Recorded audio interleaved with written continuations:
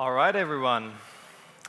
Thanks for coming. I really appreciate you being here, choosing my talk over the various other talks that are happening right now here at Unite. My name is Jens, and I have some good and some bad news for you up front. So the good news is you're only 6 talks away from the party. So that's great, I guess. The bad news, however, is there are still 6 talks to go until the party, and I hope I can make the time until they're a little bit more worthwhile to you. As you can see today, I'm going to talk about the secret to creating great XR experiences. Hopefully in 45 minutes there won't be any secrets anymore, so by sharing with you, I hope I can bring you some insights into how we at Audi in the Audi Production Lab, and this is where I work at the moment, use XR, develop XR, and some of the other examples that we use XR for at Audi. I myself am a team lead for human-computer interaction at the Audi Production Lab. The Audi Production Lab is a development unit that usually creates new technologies that are currently not available to manufacturing process.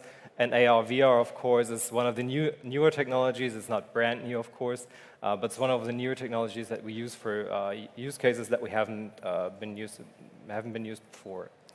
I'm also a adjunct professor for AR and VR at the local university in Ingolstadt, and have a background in AR/VR for about 10 years now. I worked at the High Performance Computing Center in Stuttgart, where I developed user interfaces for VR initially.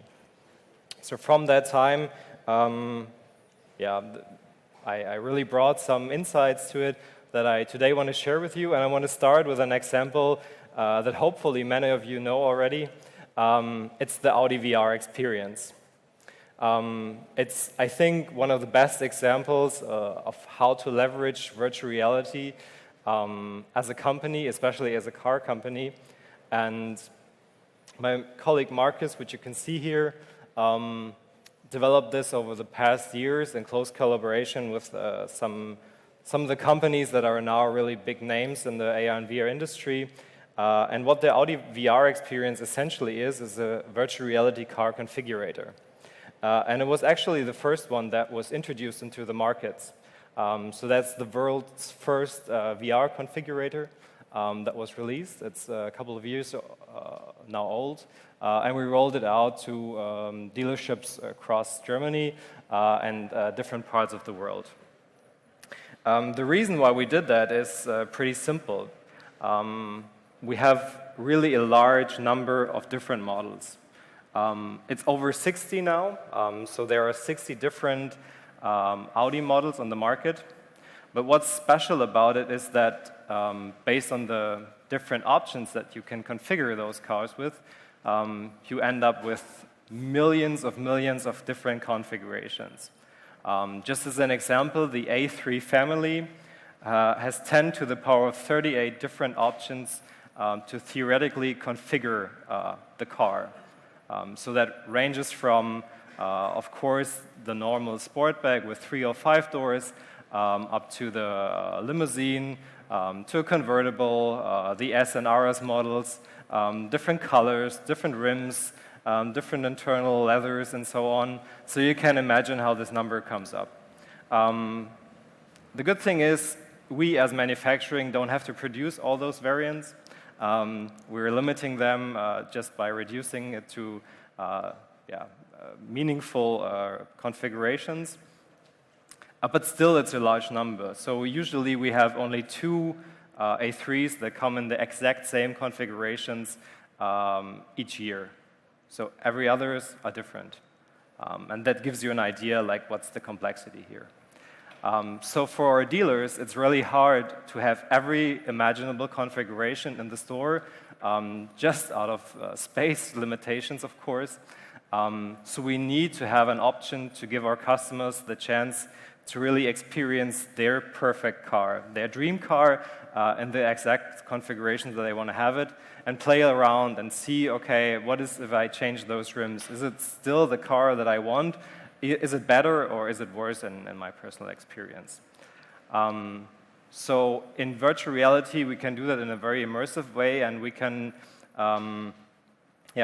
basically bring you in your car by sitting behind the steering wheel of a car in every configuration imaginable. You really give not only the customers but also the dealers a really great opportunity to go new ways in selling and experience our cars.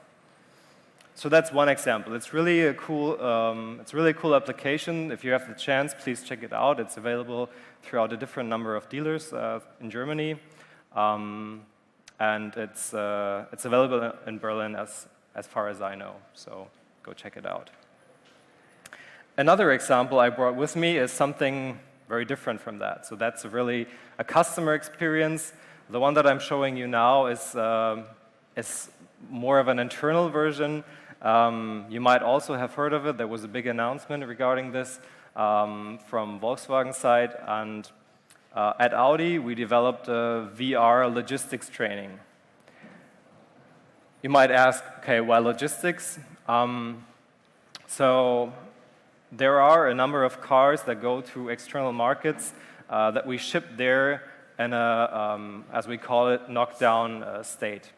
So we really assemble and disassemble the car, ship it into other countries, and those shipments are really, they need to be really made really careful, because those parts, of course, are really sensitive to damage, and so we have a special way of using the smallest amount of space possible to reduce the cost of logistics to other locations, and of course be sure to have them stored in a very safe way. And to do that, that job is not really easy, because there are, as you know, many different versions of parts that need to be stored in a different way based on really the part and the instructions that come with it. And for a new employee at Audi, the standard way to train that was in the past to really go into the logistics side and work with someone that is doing the job, and to see really and experience when your basically instructor is doing the job. You try to learn, and at some point you start doing that. Of course, you're not as fast as your instructor at first. Sometimes the parts, of course, not go in the right way. So there are, of course, errors made. There is time that you need to practice, and you need the space, of course, to do that.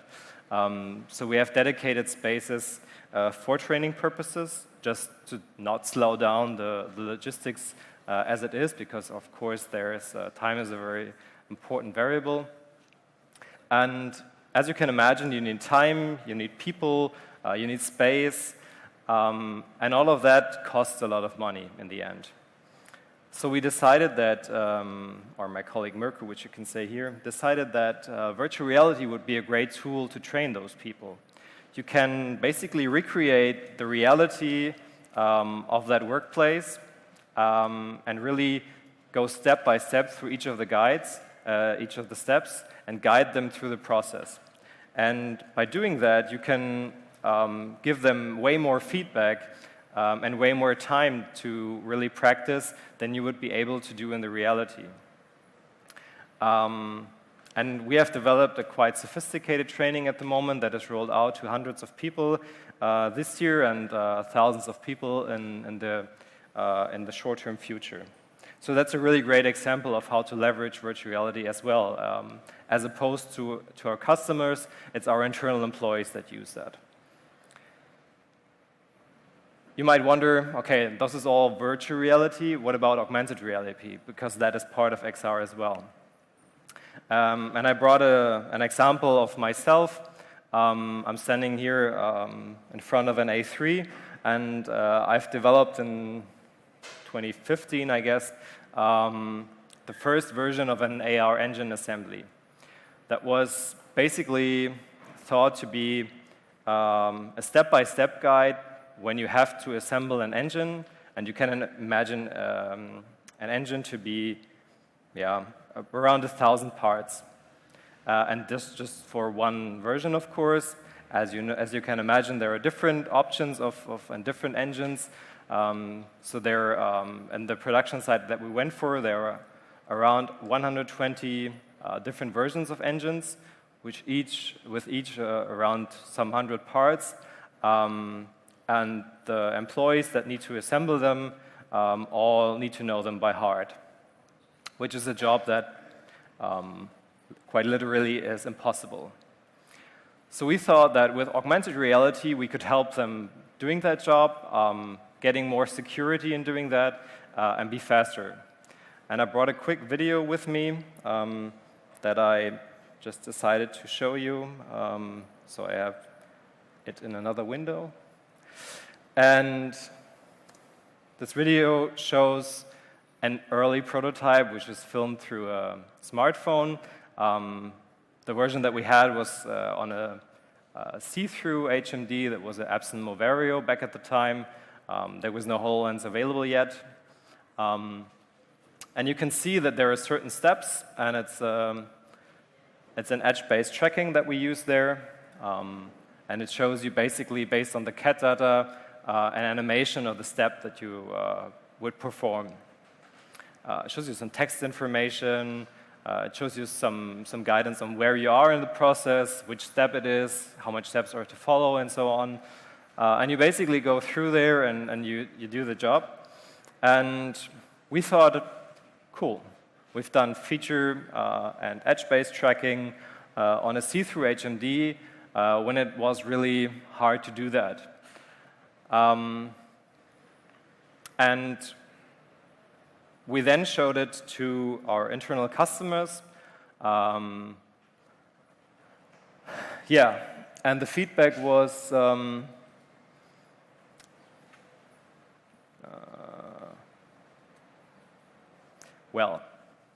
feedback was not so good.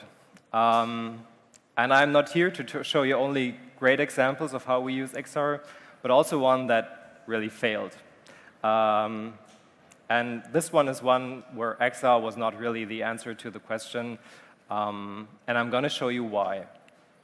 So something that we learned from this AR engine assembly was that you can, of course, use the coolest tech available and create some really awesome code to do that, but that doesn't mean that it really does the job for what you want to achieve. And there are basically three pillars in which I try to summarize why that didn't happen as we thought. That's technology, that's user, and business. So from a technology perspective, of course, the Epson Moverio was pretty cool at that time, but looking back, it was a pretty, not cool device to use. It had some certain limitations in its technical capabilities. It was getting warm when you used it because the CPU and the GPU was really creating a lot of heat due to the high demand. It was heavy. You had to wear it for a long time, and it really was very pressing on your nose for a lot of time. And looking through that optics, you had the problem of the Virgin's accommodation conflict. So it was displayed in a fixed plane around, I think, 1 or 2 meters in front of you.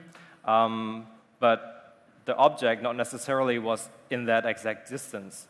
So we always had a problem that the virtual content and the real content were not at the same focus plane. So what that creates is eye strain and headache, especially if you use it longer. Some people are more prone to it, some people are less prone to it. But if you use it long enough, most people will really suffer from that.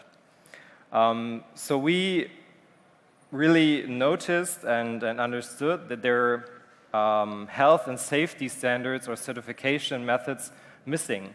As you might know, Audi and VW are having really strong work councils, which are really concerned about the health of our users, which we are as well, of course. But they are certainly looking to have people use a safe product. And by that time, due to the limited availability of those devices, we just didn't have an answer to, okay, what does that do if you use it the whole day for months and years? Will that affect your optics and your sight? And we didn't know. And it's still an open topic, to be honest. It's still something that we need to look further into, and that is something that, unfortunately, we can't solve by our own, because it's really a hard topic to solve. So that's why we decided to, if we want to use such technologies, which are very invasive to your senses, that we want to recommend that it's voluntary use. So everyone that wants to use this technology can use it. We're trying to limit it, of course, at some point to just protect yourself if needed, but we're not forcing anyone to use those kind of technologies. The second aspect, and that is somewhat related to it, is the user and his desires, basically. As we understood from the ergonomics aspect, for the user, you need to test. You need to see, does that work? And by testing this solution, we noticed that from the first responses, it was not what they expected. So testing is a really crucial aspect. And the reason for that was that they noticed that the time to process this information, so having all those animations, 3D objects, something moving all the time, text here, text there, that was really taking a lot of time to digest and process all this information, which is something that you usually don't have because people usually know what to do and how to do it. They just don't know the sequence necessarily in which they have to do it. So that was some feedback that we got, that this kind of visualization was not the right one for the job that we chose. You also have the problem that if you put glasses on someone, that's not a problem if the person doesn't wear glasses already. So when you have someone that is wearing prescription glasses and you put on a headset, that usually creates a problem because that is usually not fine-tuned.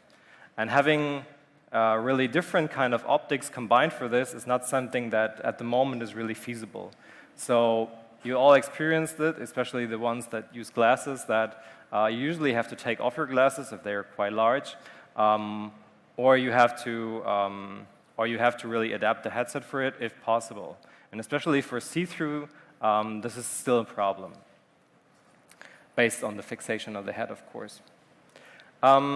There are batteries and cables that also limit the use because you're carrying something with you all the time that limits the freedom of which you can move in.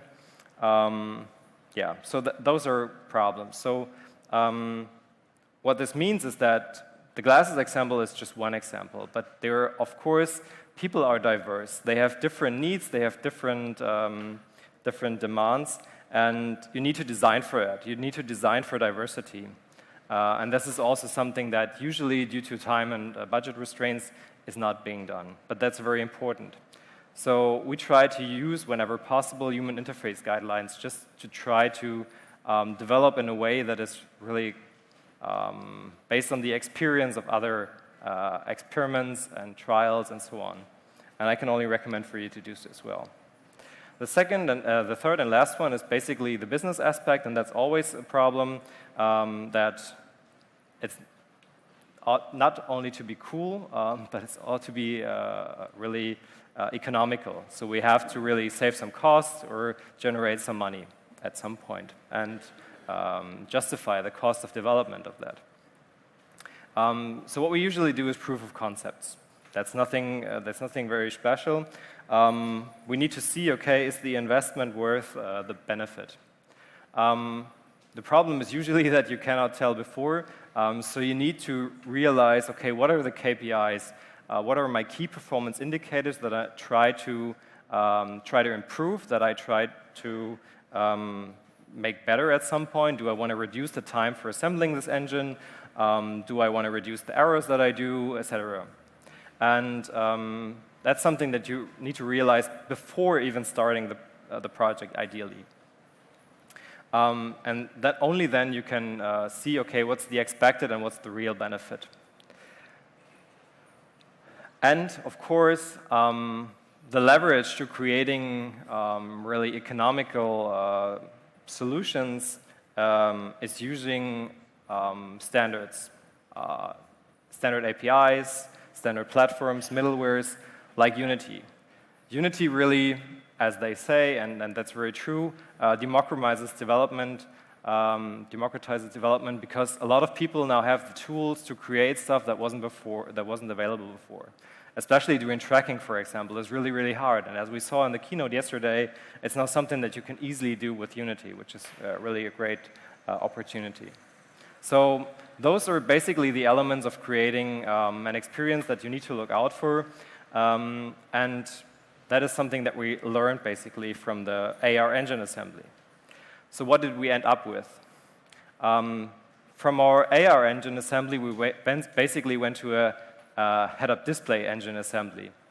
We used Google Glass. It was the Enterprise Edition that was back then not announced yet, and we're lucky that Google chose us as a partner to develop with them.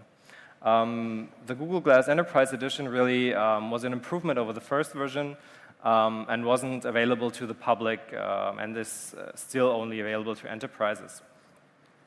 But for enterprises, that product really made sense because with this product, you were able to concentrate and focus on what you're doing and just get an information on demand. Much like in a car, the head-up display is something that you don't necessarily have always in your view, but only if you have the demand for more information, like how fast am I driving now? Then you look on the head-up display. And it's much the same with this application. So at some point, our employees, when assembling the engine, they're pretty sure that the next step is maybe driving the screws. But what they might not know by heart is the order or the sequence in which they drive the screws. So they can just look up in the right corner and see what the next step is. And they see the sequence and, oh, okay, that's right. And they just do that. And then they focus back on the part and do the job. And that's pretty efficient. And as most of our team has some scientific background, we of course always try to study and evaluate the results of what we did.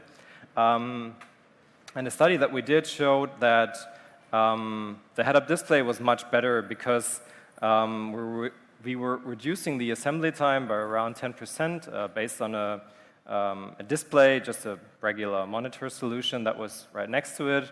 And we measured basically the differences. So that was a business gain, definitely. We increased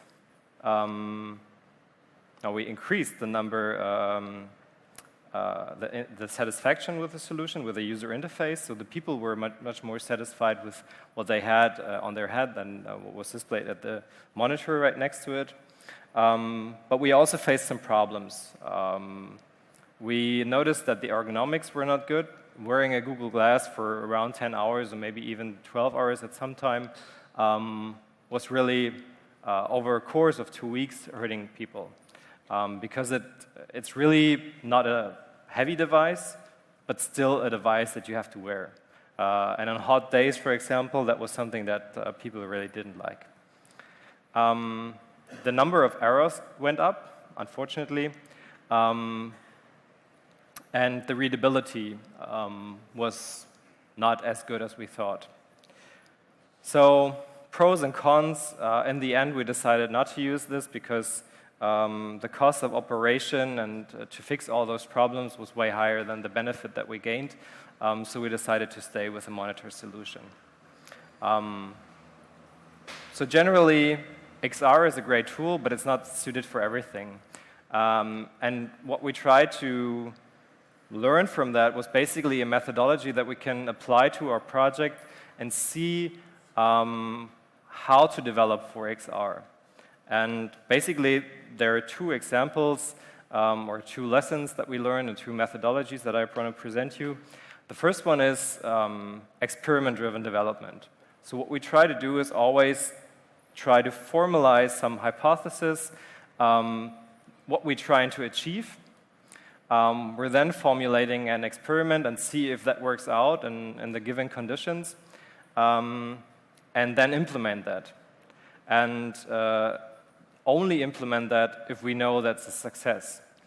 If we notice that we didn't meet the conditions or the results that we want to achieve, we need to reformulate our experiment. We need to reformulate our hypothesis and then redo the experiment. So that's not something that is really, that's something that is pretty obvious, but it's still something that a lot of people don't do. And if I can give you one tip, that's something that you need to consider. So I believe in functionality that will result in a certain goal. I can measure it, and measuring is really important by a certain indicator, and it can be reproduced under similar conditions, and knowing your conditions is really important. So experiment-driven development is something that really helps you to see if the way you're going is good, and you can really step-by-step go through the process of developing something. The other thing is also not something very secret, but looking for user experience design is something that is very, very important, and also still not in the way distributed that I would like to see it. So I'm trying to emphasize the importance of user experience design. And to me, user experience design basically consists of three things, and those are the things that I showed you earlier. It's basically, what are your business goals? What are your user desires? And do you understand your technology well enough to know its constraints? And all of that creates basically the space of a perfect user experience. Business goals is usually measured by KPIs. If trying to understand the user desires, you need basically to walk in his shoes or her shoes. And to see if XR is the right technology, you of course need a better understanding of what XR essentially exists. And I try to bring every information on a one-pager that I think is defining the terminology of XR and my understanding. And I see mixed reality, as I call XR, as the combination of virtual and augmented reality. It's basically a spectrum where you go from reality, where you have zero virtual information, zero immersion, really all the way across to a point which I call virtuality, where you have 100% immersion. Immersion means the level of isolation from reality. So the less your senses are getting information from the real world, the more you are in the virtual world. And at some point, every information that your brain processes is just created from a machine, an artificial. You would create that, creating that is really hard, and if naming this point, it's basically the matrix. So a world where you cannot decide, is that real or not? Luckily, we are still a long way to go until we have such a technology, but we're on the way there, and that is basically the reason why I didn't frame the term virtual reality as the virtuality, because virtual reality as we experience today has a lot of real sensory input still. So your head and your eyes may be immersed in a virtual world, but if you hit a wall, that still feels very real. So you're not immersed 100% in the virtual world, but also in the real world. And that is why I call the mixed reality the spectrum of 3D environments that augment or replace reality. And AR and VR have a lot in common. We heard it today that a lot of tools are basically just the same for both worlds. And you can create content for it much in the same way. You can reuse interaction concepts at some point. And that's really great because if you know one technology, you can basically transfer a lot of concepts to the other. One other thing that is important and that you need to basically look out for is presence. And as immersion is really the level of isolation from reality, which you can theoretically measure objectively, as it is something that is the very same for every person on the world. Presence is something that is very subjective and of really personal value. So if you are in a virtual world, some people believe it and some people don't, and that really depends on different factors. Even yourself, you can go in a virtual experience, and on the first day you think, hey, that feels really real, that's a cool experience. So think about your first experience in VR, for example. You thought, wow, is that crazy? That's something really new that I never experienced. If you would redo this experience now with all the knowledge that you might have in virtual reality, I think your look towards that or your view of that would be different.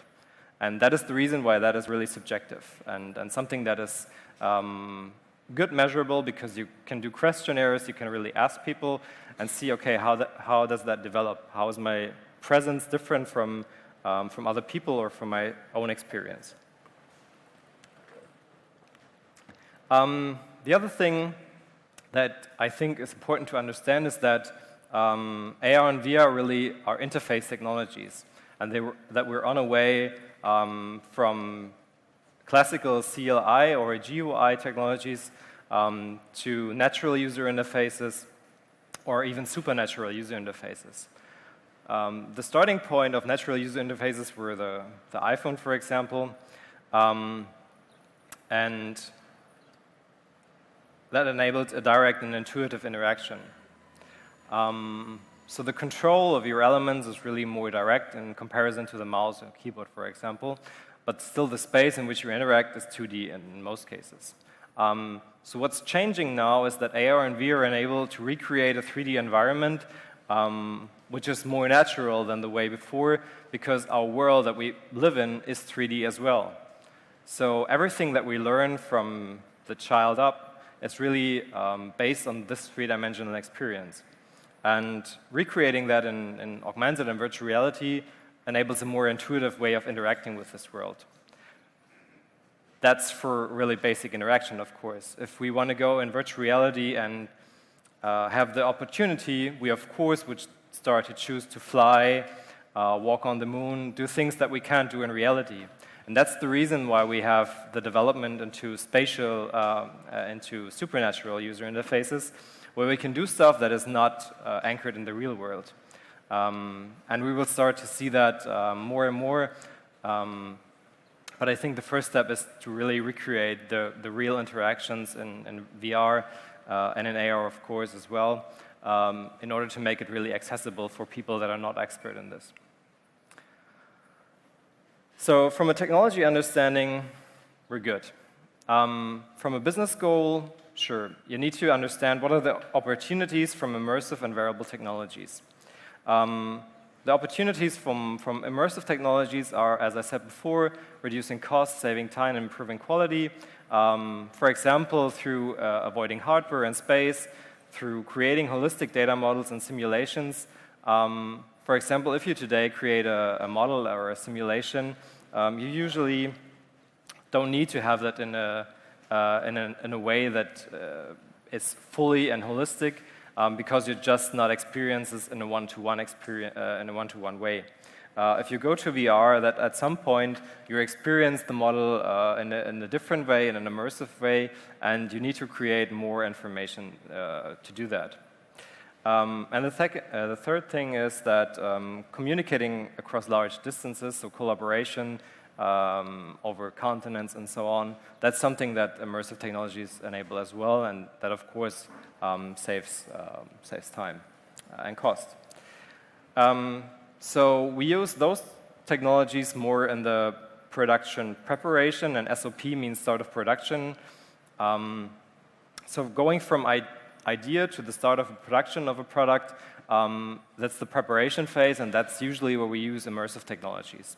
Where we go from immersive to wearable is after starting of production, because then it's getting real. Then we're starting to work with real parts and everything, And for manufacturing purposes and logistic purposes and tooling purposes and so on, their variable technologies provide a much better experience in my experience. So complexity handling, step flexibility, those are things that are enabled through process guidance, and the improvement of processes through easier documentation, faster information access, and the reduction of cost due to mistakes is something that this is an opportunity for.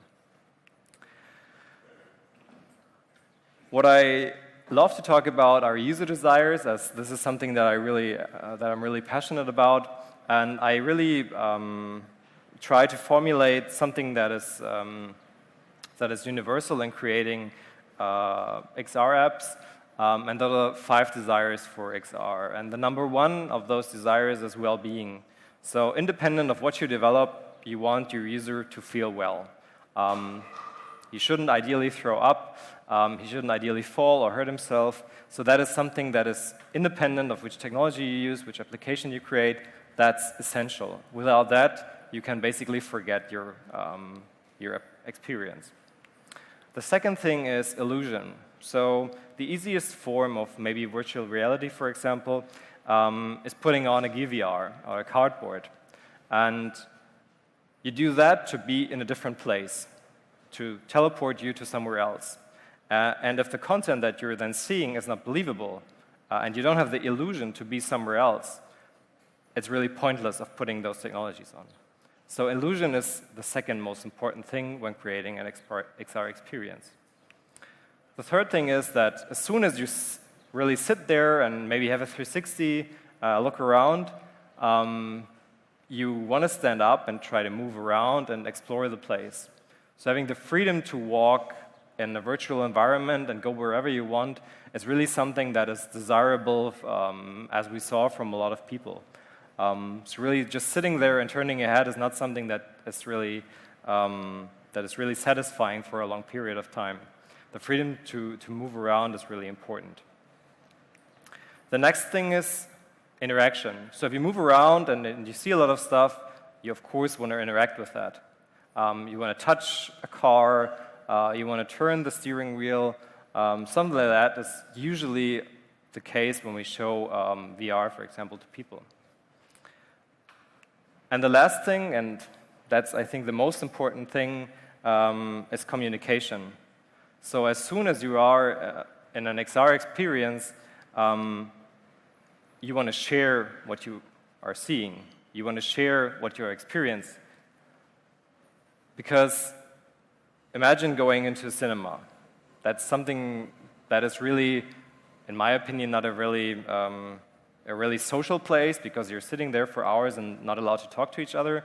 But still, people don't go alone to cinemas. And that is just because we have the urge and the need to communicate to others, to be around others, and have a social interaction. And that's why I think communication will differentiate bad experiences or not so good experiences from really awesome experiences. So with that 5 desires in mind, we can basically say that if you're having an interactive and communicative application, you can starting to collaborate. And collaboration is, I think, something that is very important, as this really enables new things for us at Audi. So now something more practical, using those methodologies that I presented, starting to develop for XR, the easiest thing that you could do is basically create a viewer for CAD data. And if you're trying to visualize CAD data in VR, this is what you end up with. Because CAD data is really not designed to be rendered in real time. And especially not if real time means 90 FPS. So the question is, what can you do to fix this problem? And again, we're looking at the 5 desires. We're starting with number 1 and having well-being, and you're like, okay, if I want my user to be well, I need 90 FPS, I need low latency, I want to have a plug-and-play solution, it should be hygienic, it should be a 1-hour usage, just so he's feeling well. But we have a problem there already. 90 FPS is not achievable with CAD data. If we think about illusion, we want to have instant visualization from small parts, allows assemblies. We want to compare multiple variants and options. We want to be able to render them in high quality, so it's really realistic and the illusion is really good, but still there, not possible with CAD. So a couple of years ago, we decided to work with a, back then, really small company called PiXYZ, which had a really promising product. And we tried it out and tried to see, is it possible to automatically convert our data with PiXYZ so that we can create VR experiences in a large scale.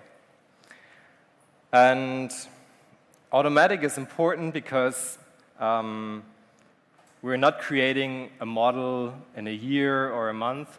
We're creating different models every day, every hour. And those changes need to be represented, of course, in VR as well. So we need a process that includes no manual interaction whatsoever. So ideally, what we want to achieve is the press of a button, and from a CAD model, we can create a VR experience or an AR experience. And the steps involved were shown today in large detail, so I'm not going into any more detail on this. But our basically proof of concept that we did here with an S4 model that we took from VRED was reduced from an original amount of polys that is around 80 million. So that includes the exterior, the interior, the engine, everything. And we were able to reduce that to a number of 10 million polygons in the quality that you see below. And you do, of course, see some differences, some subtle differences, but in general, the model more or less looks the same. And that with a reduction down to 12.5% of the original model, which is quite impressive. So we were quite hooked with PiXYZ and said, that's the solution that we want to bet on. So we try to use their technologies, their pipeline technologies, to have that automatic conversion. And that is possible with creating scenarios, as we saw today.